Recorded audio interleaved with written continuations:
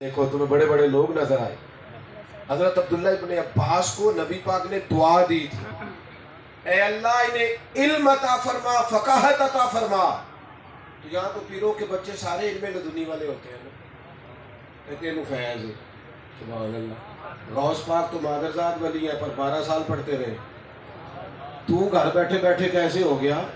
عجیب منطق ہے نا جی. اور عجیب بات, مجھے ایک بات بتا, آپ کی توجہ ہے میری بات پر؟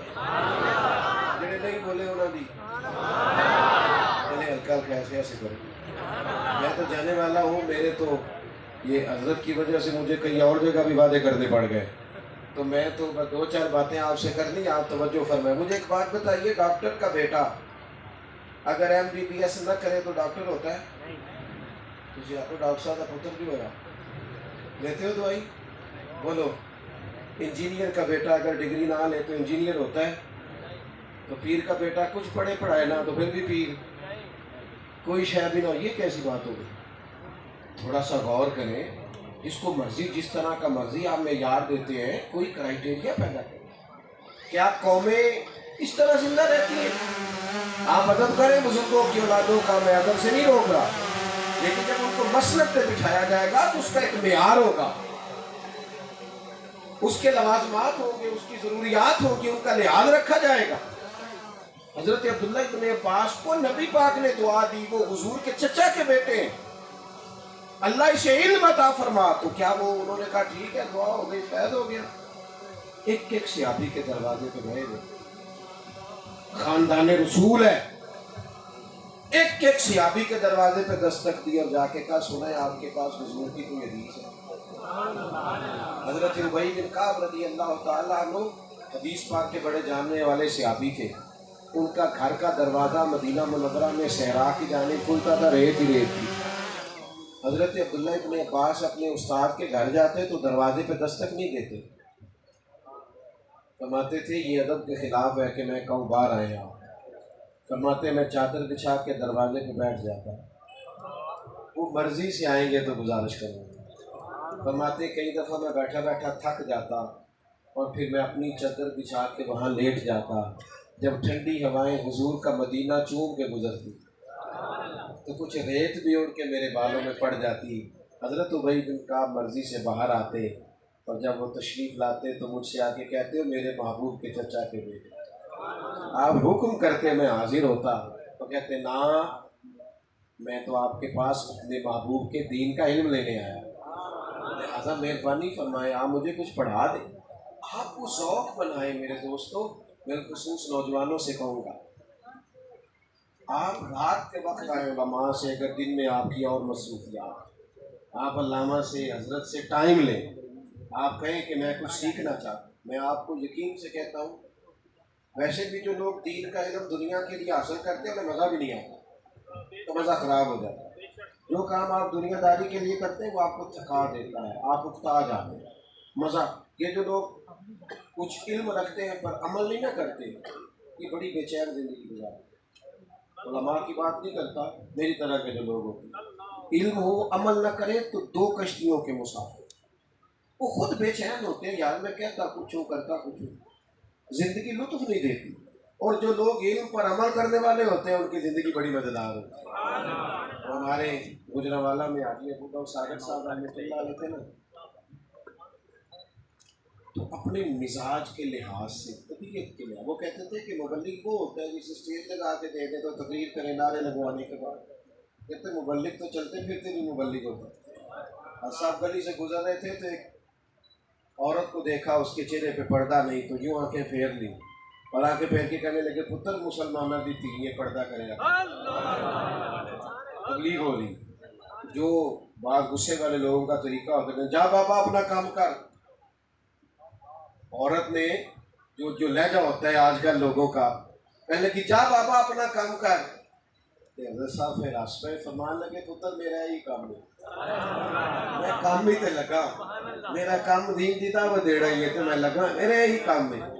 وہ خاتون کے دل میں بات ٹھہر گئی, اسی وقت پلو اٹھا کے چہرے پہ رکھ لیا, کہنے لگی اللہ آپ کو جزا دے, اللہ آپ کو جزا دے, آپ نے مجھے خیر کی بات بتائی.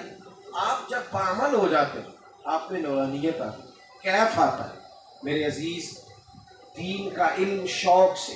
اللہ کے رسول صلی اللہ تعالیٰ علیہ وسلم نے فرمایا جس نے دین کا علم اس لیے حاصل کیا کہ وہ علماء سے بحث کرے گا یا جاہلوں پہ روب جمائے گا، اسے تو اللہ جنت کی خوشبو بھی نہیں دے گا.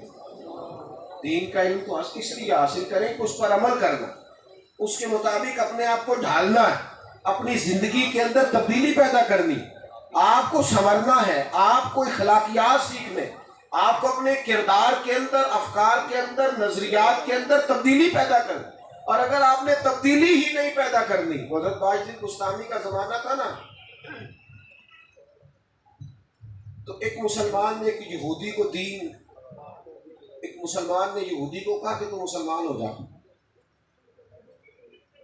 تو وہ یہودی کہنے لگا یار تو میرا پڑوسی بھی ہے، میرا یار بھی ہے، اکٹھے رہتے ہیں. میں نے نا دو قسم کے مسلمان دیکھے، ایک تجھے دیکھا ہے، حضرت باجد کو دیکھا ہے. تو میرے ساتھ ہر جگہ چلا جاتا ہے، معاذ اللہ ہر محفل میں پہنچ جاتا ہے. میں سچ نہیں بولتا تو بھی نہیں بولتا. میں رزق کے معاملے میں احتیاط نہیں کرتا حلال حرام کی، تو معاذ اللہ کئی جگہ تو بھی نہیں کرتا. کہنے لگا ایک دین وہ ہے جس میں تو چلتا ہے اور ایک وہ ہے جس میں حضرت باجد چلتے ہیں. ان کو جب بھی دیکھا ہے سچ بولتے دیکھا، رب کی رضا پہ چلتے دیکھا، کردار و عمل سنت شریعت کے مطابق ڈھلا ہوا دیکھا ہے. کہنے لگا اگر مجھے دین کی دعوت دینی ہے تو حضرت باجد کو کہے مجھے دعوت دے. جو وہ خیر پہ چل رہے ہیں وہ مجھے کہیں گے تو مجھے سمجھ آئے گی مجھے کس دین پہ چلنا. ہم بضد تو ہیں ہر لحاظ سے کہ ہمیں عاشق رسول بھی مانا جائے، متقی بھی. مولویہ نے کو ٹھیکہ دیا ہے جی؟ نہیں جی بالکل نہیں لیا. کس نے کہا ہے؟ لیکن یار اپنے اندر تبدیلی تو لاؤ، دین کو سیکھو، دین کو سمجھو، دین کے مددگار بنو.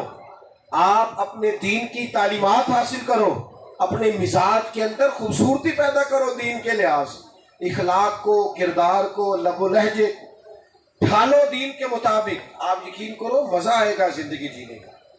وہ چیزیں جو ہمیں رسول پاک نے عطا فرمائی ہیں، جب ہم ان کی طرف بڑھیں گے تو ہم محسوس کریں گے کہ طبیعتیں تازہ ہو گئی، ذہنوں کے اندر ٹھہراؤ آیا. تحمل مزاجی، بردباری، توکل، صبر، شکر، قناعت، یہ چیزیں ہمارے مزاج میں پیدا ہوئی. اپنی زندگی کو علم کی طرف مائل کریں اور اس کو سیکھیں. دیکھو آپ تجربہ کر لیں زندگی میں، آپ نے کبھی کوئی بات دین کی سنی ہوئی ہو نا، تو فوراً آپ عمل نہ بھی نہ کریں، تو وہ جس موضوع پر آپ نے بات سنی ہو وہ کبھی کام آپ کی آنکھوں کے سامنے آئے نا وہ بات، تو آپ کو یاد آ جاتا ہے یار یہ میں نے سنا ہوا، مجھے اس طرح کر کے چلنا چاہیے. یہ جب آپ کی یہاں حافظے میں چیزیں موجود ہوں گی تو بہتری آ جائے. تو دین کا علم اور پھر اس پر عمل کریں. آپ دیکھیں حضرت انس بن مالک رضی اللہ تعالیٰ عنہ فرماتے ہیں میں مسجد نبوی شریف سے نکلا تو ایک صحابی اپنے گھر کی تعمیر کر رہے تھے اور چھتوں تک دیواریں جا چکی تھیں. تو میں جب ان کے پاس سے گزرا تو مجھ سے کہنے لگے کہ انس مسجد شریف سے آ رہے ہو؟ میں نے کہا. تو فرمانے لگے کوئی نئی آیت تو نہیں نازل ہوئی؟ یہ ذوق ہے صحابہ کا، یہ ذوق ہے، وہ ذوق کی باتیں کرتے رہتے. کوئی نئی آیت تو نہیں نازل ہوئی؟ وہ کہتے میں نے کہا ہوا ہوئی ہے نا، حضور نے ہمیں سنائی ہے. تو میں نے کہا وہ کیا؟ کہنے لگے اللہ تعالیٰ فرماتا ہے اقترب للناس حسابهم وهم فی غفلۃ معرضون.